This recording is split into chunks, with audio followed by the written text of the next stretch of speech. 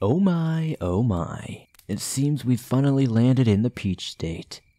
Welcome back to the swamp, my friends, and welcome if you're new. Today we're going to be sharing some creepy and allegedly true horror stories from Georgia. As always, these stories were sent in by viewers just like you. And if you have a story that you would like to share in a future episode, be sure to submit it at swampdweller.net or the email you can find in the description down below. I'd love to share your story with everyone here in the swamp.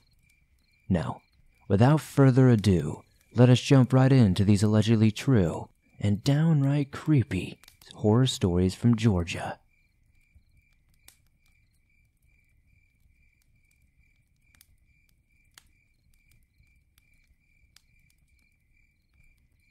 Hi, Swamp Dweller. My name is Seth. I'm 27 years old, happily married, and have twin daughters who are 3 and a newborn baby son who's only 3 weeks. Anyways, after me and my wife put them all to sleep, I decided to go fishing for a little while in my pontoon boat while my wife stayed in and watched SNL. I set a few poles up and rigged them up with some bluegill for catfish bait. It's only about 70 degrees outside this night, so they're still active during these nice warm days. I caught a few flathead catfish, some blue catfish from 20 to 50 pounds or so it was a pretty good night overall. Anyways, after I had set up one of my poles with a live shad, I heard a big rustle in one of the bushes, where it was a bit too thick to walk. It really scared me, because there was no wind at the time, and it sounded very distinct and very big.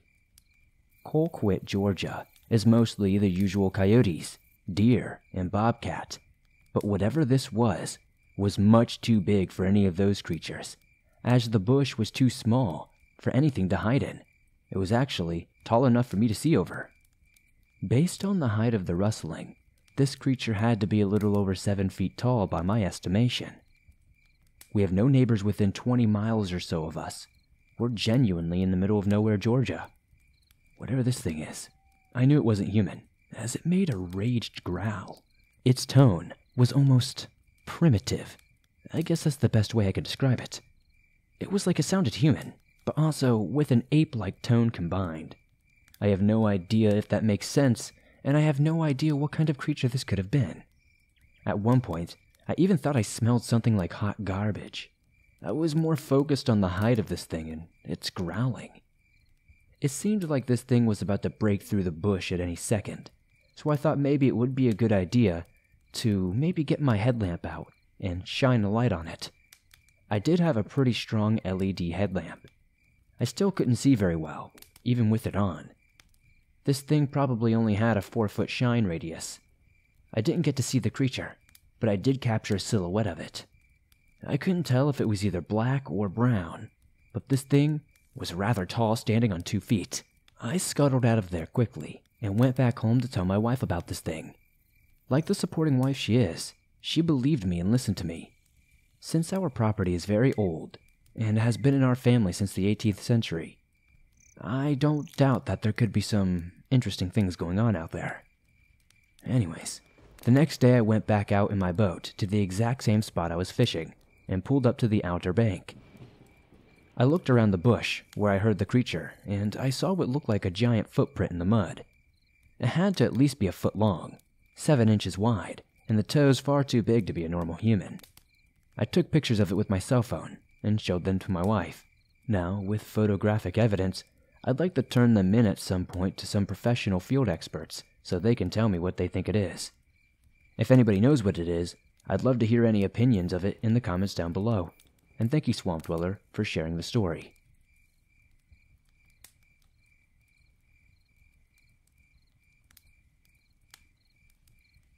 I currently live in Georgia. Me and my friend, we'll call Kay, hike all around the state. I was watching a true crime show one night and discovered that there was a place in North Georgia called Corpsewood Manor. Some brief background. A murder had taken place in a home that 2 men built together from the ground up in the 70s. It was in the middle of nowhere, and they were living off the land. Story has it that they were very evolved in the occult. You can look it up and get the full story on the internet. Anyway, after doing just a little bit of research, I discovered you could drive out and check out the manor ruins. So, me and Kay made plans to do just that. It really is in the middle of nowhere. The drive is down a long dirt road, and the place is just really sketchy. The whole drive just was creepy. When we arrived, we found that the area was marked by some big rocks with spray paint markings. We got out of our cars and proceeded forward. The way to the ruins was a mini hike and was vaguely marked. It was still daylight, thankfully, so we could see what we were doing. The walk-in was rather uneventful, and we found our way easily. We eventually came upon what was left of the old manor. As we looked around, everything seemed fine. Nothing was out of the ordinary, although I had an eerie feeling that I tried to push out of my mind. It wasn't until later that I found out my friend had this feeling too. My friend and I ended up looking around on opposite sides of the ruins. The area wasn't that big, so we weren't that far apart. This is where things began to get weird. From where I was, I could catch glimpses of my friend walking around the other side of the ruins. A few minutes later, though, I would hear them calling my name. I would answer and say, "I'm over here," expecting her to come look up and come to where I am. She just kept calling me and sounded more and more frantic. It wasn't until that I walked towards her that she saw me. She told me that she couldn't see or find me anywhere, even though I was seeing her and was only a few yards away. Okay, weird, whatever. At that point, we decided that we were ready to leave. During our conversation about leaving and what we were doing next, I heard the sound of dogs barking. I thought it was probably echoing through the woods, coming from other houses somewhere, even though there weren't any houses for as far as we could see. This will be interesting later. I didn't think anything about it at the time, so I did not think to mention it to my friend. So we are getting ready to head back and going the way that we had came. As we turned in that direction, we both abruptly stopped because we were all of a sudden confused. Nothing looked the same anymore. The trail we came in on didn't even remotely look like it did. The trees didn't look the same. We both felt discombobulated and confused. I took a deep breath and closed my eyes and thought, okay, my intuition and my gut will lead the way. I began walking the way I felt that we had came. After walking away from the ruins for about 10 minutes or so, eventually we began to recognize some of the trees and markings that we had seen previously.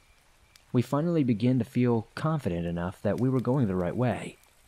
Breathing a sigh of relief as we got closer to our cars, we thought we were all good and we were ready to go home. Well, the manor wasn't done messing with us just quite yet. GPS was sketchy due to our weak service on our phones because the place was in the middle of nowhere. I told Kay that I would just follow her out. In our cars, we began to drive back down the dirt road. This road was the only road up until we came to a fork. Somehow, my friend got ahead of me, and I lost her while I slowed down to check some funky mushrooms growing on a fallen tree.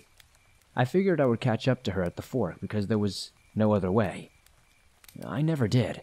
I got lost when I thought my phone should have gotten service, and it didn't. I had no GPS, no cell signal, or contact with my friend until I got about an hour away from the manor. I should have already gotten full service at the fork. I never caught up to my friend, and I guess we went our separate routes home. Her drive was about an hour drive or so, me a 3+ hour drive. After getting home later that night, Kay and I spoke on the phone. We had no clue how we got split up or why we had no cell service until we got at least an hour away. She told me one minute I was right behind her, and the next, I was gone. She said she stopped for quite a while and waited, but I never came. Truthfully, it felt like something didn't want us to leave there. Do you remember those barking dogs I heard so distinctly while we were at the manor? My friend never heard it. After we got off the phone last night, I decided to look up some more info about Corpsewood Manor. What I found out sent chills down my spine. The murdered couple's dog or dogs had been shot and killed as well. There were also reports of other thrill-seekers hearing ghost dog barks when they would visit Corpsewood Manor. Maybe this is not the most terrifying experience, but it was definitely weird and strange. Thanks for sharing my story if you do.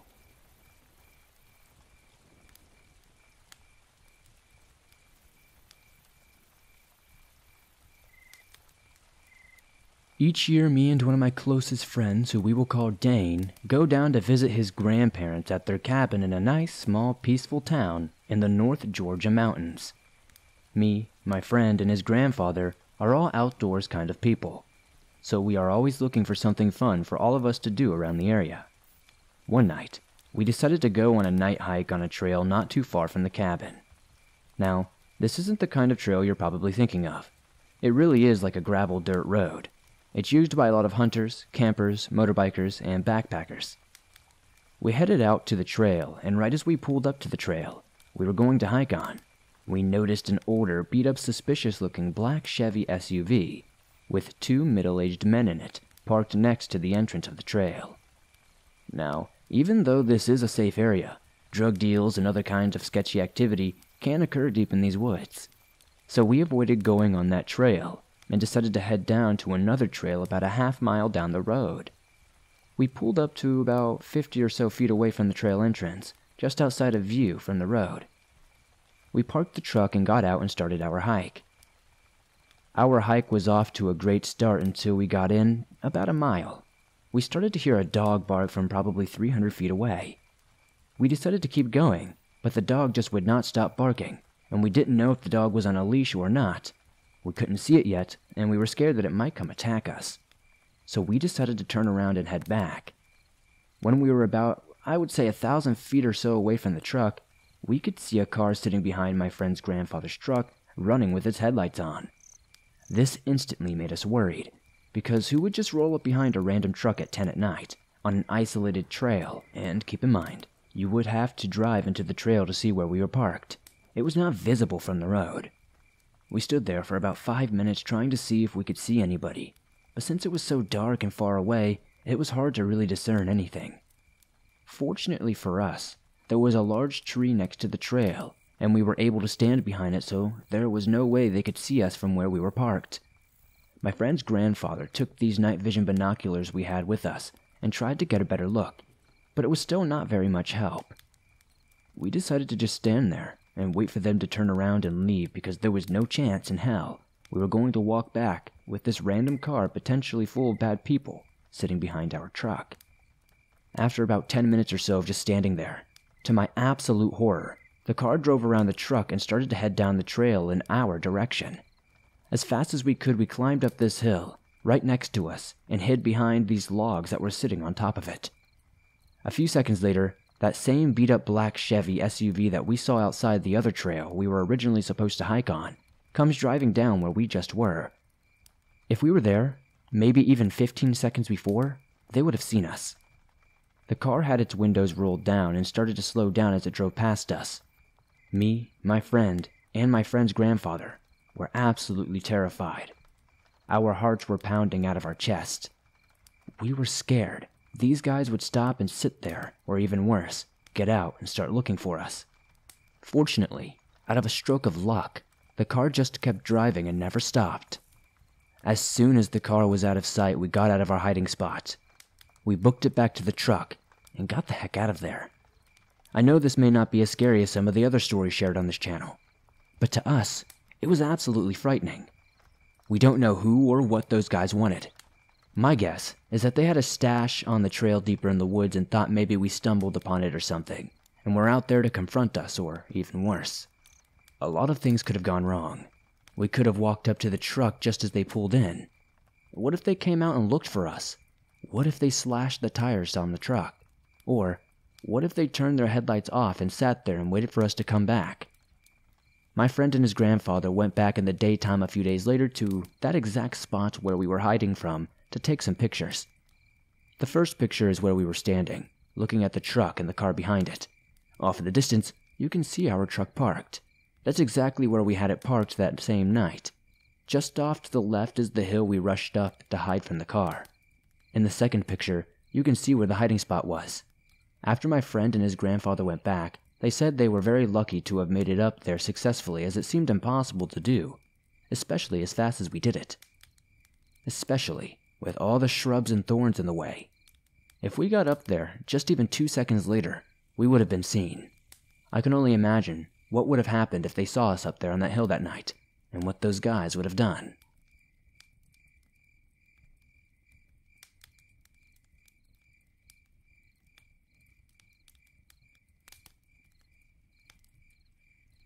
Hello again. This is a follow-up story that I sent you last year.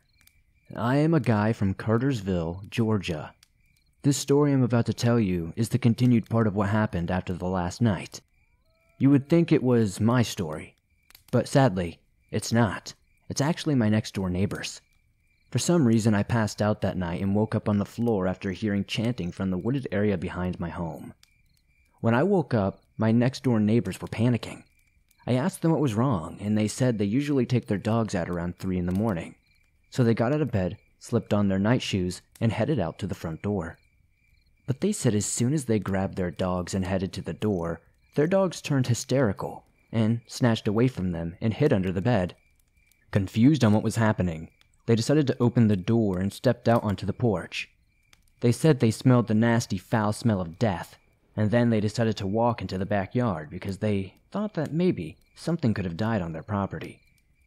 They started to go into the backyard, and when they did, they noticed that it was far too dark to see anything.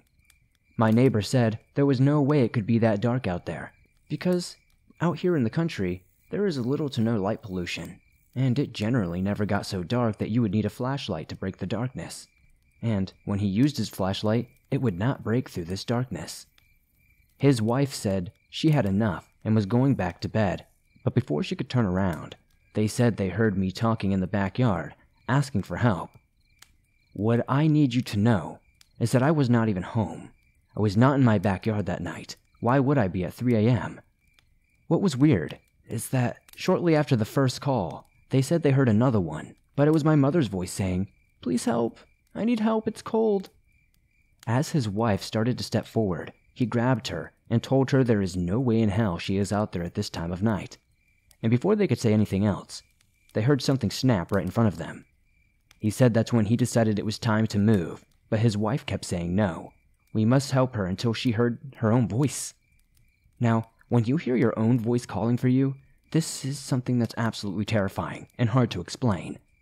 She heard herself say, "We must help her," in a repeated but almost inhuman way. It just kept going and going. After about 30 seconds, she ran into the house.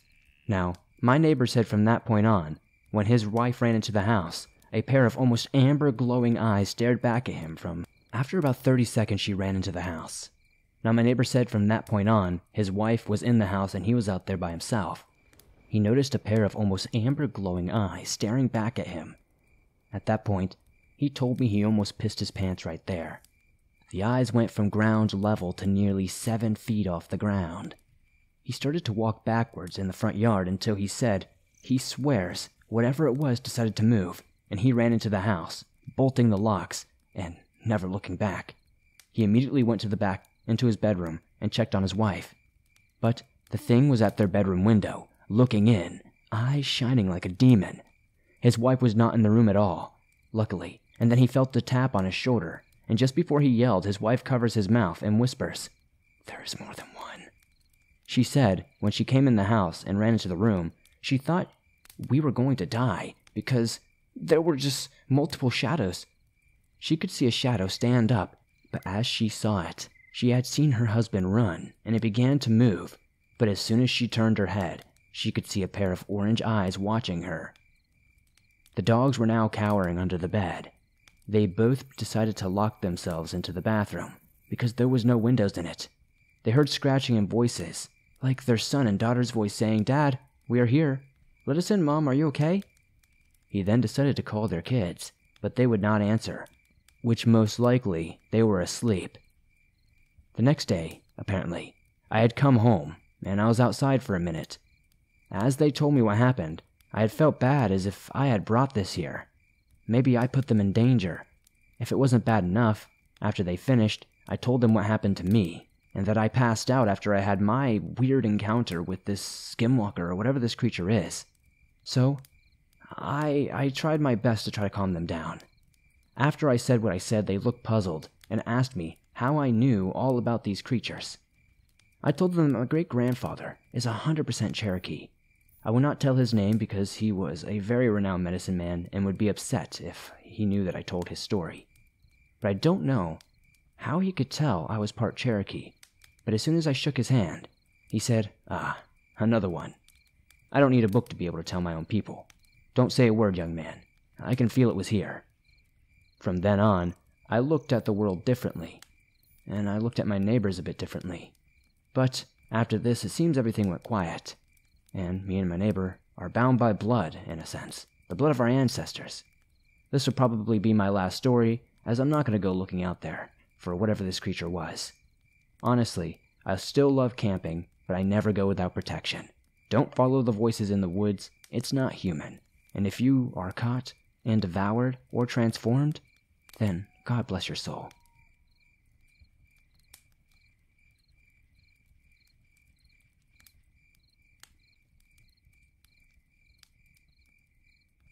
This happened years ago when I was about 14 years old. I have never shared this with anyone other than now. I'm 24 years old currently.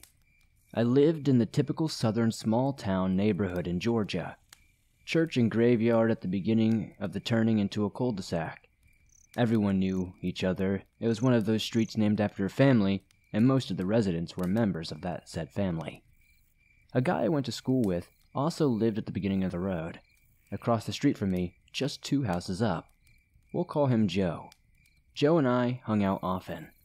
One night, Joe snuck out to come hang out.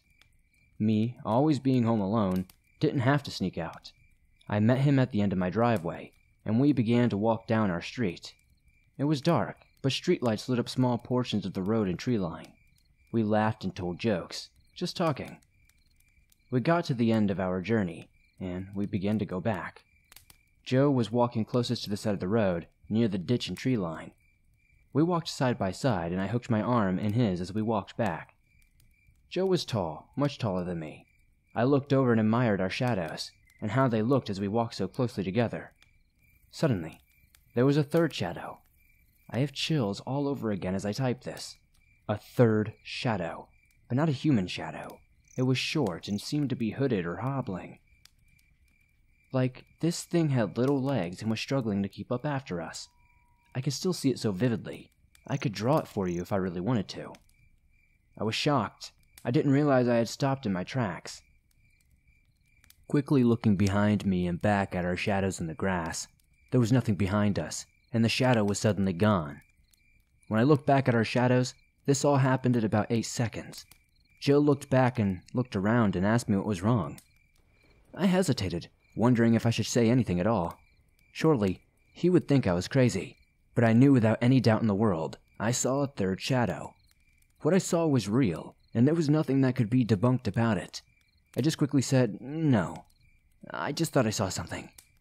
We continued our walk back to my driveway, and I went the heck home and did not speak of what I saw. Months would go by and my friend, who we will call Jen, were hanging out. Once again, we were at my house alone.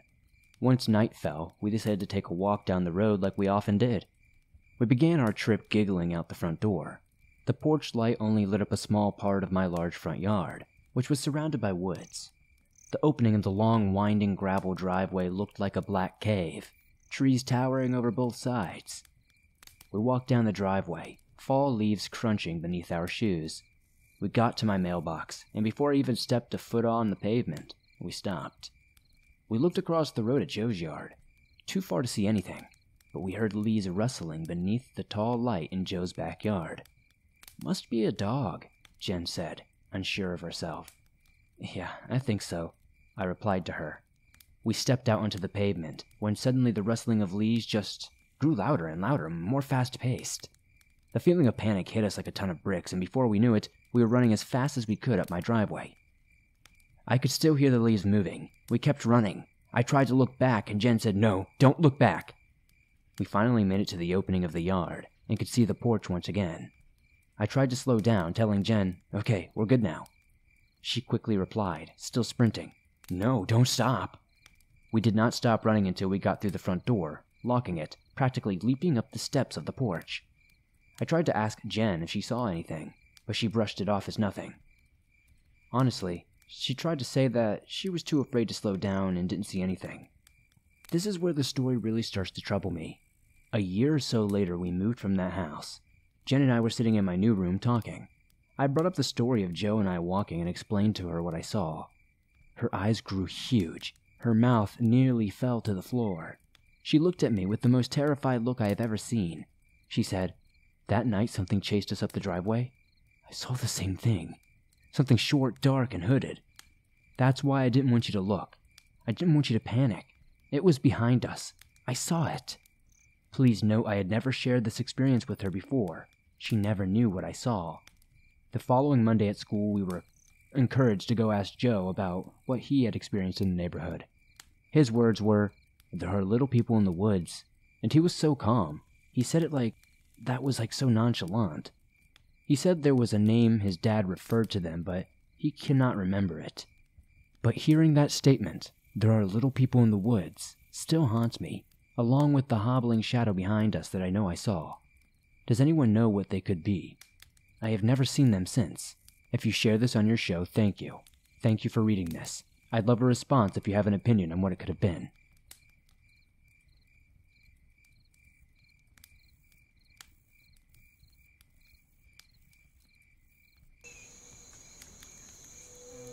Thanks for listening to these creepy and allegedly true horror stories from the state of Georgia. It seems the state of Georgia is growing more than just peaches out there. If you enjoyed these stories, please be sure to hit that like button because it helps us out a ton. The more likes this episode gets, the more YouTube promotes it in the algorithm, and that's incredibly helpful to the swamp. If you're listening to this on Apple Podcast or Spotify, please give this a 5-star rating over there as it helps us a lot on those platforms. If you're new to the swamp, why not join us? Hit the subscribe button and turn on notifications to never miss a new episode, as I upload them nearly every single day on all things natural and supernatural. If you have a story that you would like to share in a future episode, be sure to submit your story at swampdweller.net or the email you can find in the description down below. I'd love to share your story with everyone here in the swamp. It's stories like yours that help keep this show going on a daily basis. Down in the comments below, I'd love to know what story was your favorite tonight. I know, it's always tough to pick one, isn't it? If you're on the go, but don't have YouTube Premium, but would like to download and listen to your favorite Swamp Dweller scary stories no matter where you are, you can download them absolutely free from Apple Podcast, Spotify, Stitcher Radio, and pretty much anywhere else you find your favorite podcast online. If you would like to support the swamp outside of hitting that like button, subscribing, and maybe becoming a channel member, check out the merch store. We've got t-shirts, hoodies, face masks, and more. I'd love to see you guys wearing some cool swamp threads.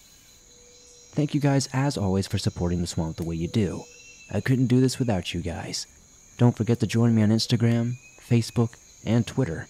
And I'll see you all soon with another creepy episode.